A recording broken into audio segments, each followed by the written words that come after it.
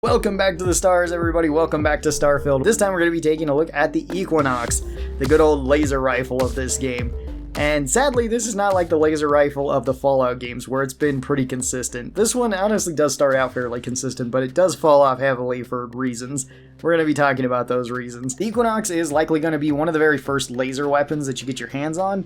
It'll probably be this, a Solstice, and a Cutter that are going to be like the first major laser weapons. And for the start of the game, they're going to do decently well, at least if you're building for lasers. For base stats, the Equinox does a whopping 13 damage a shot, which is not very high. This one does hold 20 rounds in it though, which is pretty good. This one shoots the 3 kilovolt laser cartridge. It's one of the few weapons that actually uses that round. I believe it's this, the Arc Welder, and the Orion that use it. This one has 50 meters of effective range, which is a lot more than most of the other starting weapons do. This is probably going to be your longest ranged option, at least in terms of consistent damage at distance, until you get like the old Earth hunting rifle, probably, unless you manage to get something else that does better at longer ranges, which you potentially could, especially if you're modding weapons out right at the very start. But this one is pretty decent on range. It has good accuracy. The Equinox is actually pretty accurate. It weighs an okay amount at 3.2, so not super heavy, but not super light either. And these are kind of okay for selling, at least at the start, because you can get a decent amount of money, and it's not too uncommon to find these. For the general pros of this weapon, it does shoot a very common cartridge, so finding the 3 kilovolt is not difficult at all. Merchants always sell this too, and they usually sell a lot of it. That's a big bonus. And this is a super common weapon, especially if you're going to fight zealots constantly, because they love energy weapons. They always have Equinox on them. It's very easy to find these, and it's very easy to find unique versions of them. Just when I was running around just getting footage for this video, I found like 3 of them that were either epic or legendary, and I wasn't even trying to do quests that would actually get me those. The cons of this weapon are that it doesn't do very high damage per shot. It doesn't do very high damage per second, really, no matter how you build this. It also is locked at Refined. That is a huge downside of this weapon. Being locked at Refined means that this can only go up to a tier 3 weapon, whereas most weapons can go up to a tier 4 weapon. So you're losing out an entire tier and probably the biggest jump in damage between the tiers on that last tier. So this one is going to be pretty decent when you get it at the start of the game and as it goes on, but once you hit Refined, that's where it's stuck at and it can't really go any higher than that. So it does kind of get outpaced by other weapons.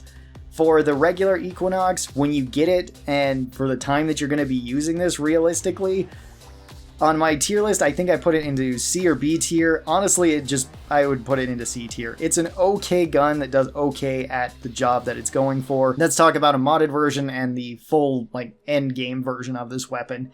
And I actually have 2 different modded versions of this. The very first one is just going to be a semi-automatic one. The second one's going to be a full auto one. And we'll talk about why I would recommend both of these. This is going to be similar to like the Maelstrom video where I could recommend either one depending on which one you enjoy. Now for mods, you actually have quite a lot of mods for the Equinox. First up is a laser, and I would recommend you just throw the recon laser on if you can. That's going to be the biggest bonus. If you don't have that, laser sight is perfectly fine. And if you don't have that, you just aren't going to put anything on there, it's still okay. It's not a huge bonus, but it is a bonus. Then for optics, I would recommend that you put a scope on this. Either a medium scope, short scope, or a recon scope, whichever one you like the most. I put a short scope on mine, and I think that works pretty well for the ranges that I tend to use this weapon at. It doesn't have as long a range as some of the other sniper weapons, so I'm not really using it in that role. This is kind of similar to how I built like the P90, and it works just fine for me. Pick whichever of the scopes you like the most. The main reason why I'm picking scopes is because if you go with the sniper skill, you can get more damage out of it when using the scope, so that's a bonus. For a muzzle, you either have nothing on this or you have the stealth beams.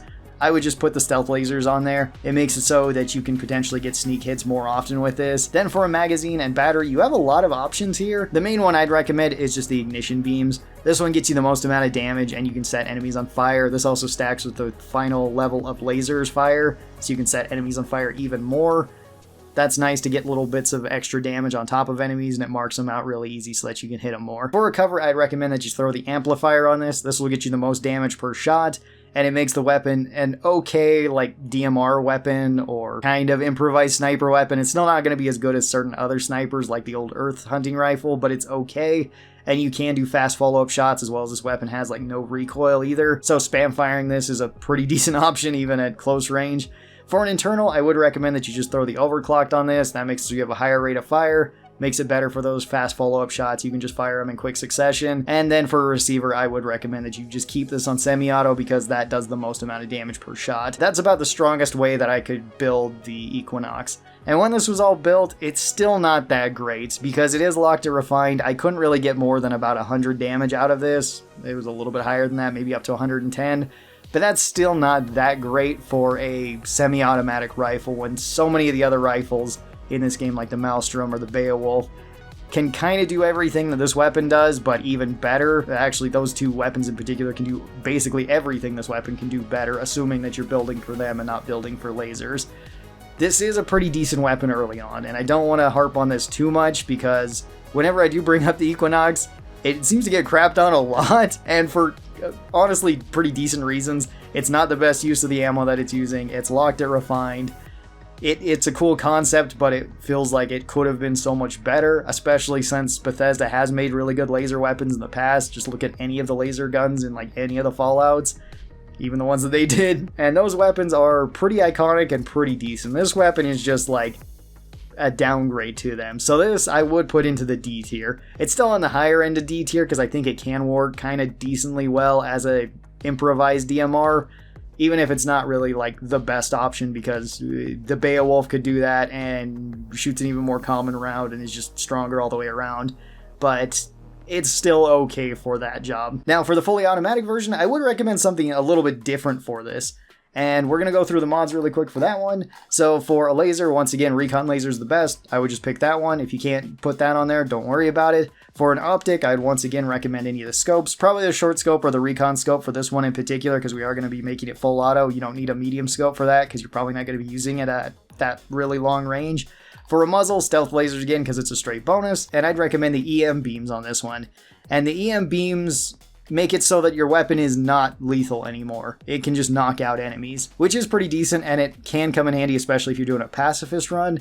Even if you're not, it still has some uses during some quests. That's why I would recommend this. It's going to be a niche weapon, and I don't think it's going to be that important of a niche weapon compared to others, but it at least has some level of niche then. For a cover, I'd recommend either the removed cover or the amplifier, either one. Removed cover just makes it so that your weapon is lighter, which is great. Amplifier just gets you a little bit more damage, which honestly doesn't really matter with this one, but I kept it on because I didn't really change my gun, so that's why it's on there. For an internal, overclocked, I would say is probably the best option here because it increases your rate of fire, which is nice. And then for a receiver, full auto. This will make it so that if you empty out a magazine or almost a magazine into an enemy, you are pretty much guaranteed to stun them so that they fall down. That is pretty decent because if you're going for a pacifist run, this can be pretty good. Now, I have heard some arguments for like the disruptor in this way, where if you knock an enemy out, you can then go close to them, sneak attack them, and kill them with like a melee weapon once you have concealment maxed out, which is true. But I would say that that is a terrible option just for killing things in general, because concealment with maxed out anything is going to kill them with one shot, and stunning them doesn't really help if you could have killed them regardless. It is a tactic that you could use if you would like to, and I'm not going to knock anybody for actually using it. I just don't think that it is the best tactic to be using. If you want to go with stealth, a stealth sniper or a stealth shotgun is still going to be your best option. If you want to go with a stealth melee, then this can kind of enable that, but stealth melee is already not a good build anyway, at least compared to some of the stronger builds that you can build into Starfield. Mostly because melee is just not capitalized in this game like it is in some of the other Bethesda games, or like in the Fallout series, where stealth melee is generally considered one of the strongest builds, or stealth unarmed is. In Starfield, not really. It's still strong, but it's not as strong as like stealth sniper, stealth shotgun, just because of the way melee and unarmed is handled both in terms of perks and in terms of weapons. Either way, I would move this up a tier from D tier back to C tier with the EM version of it just to knock enemies out.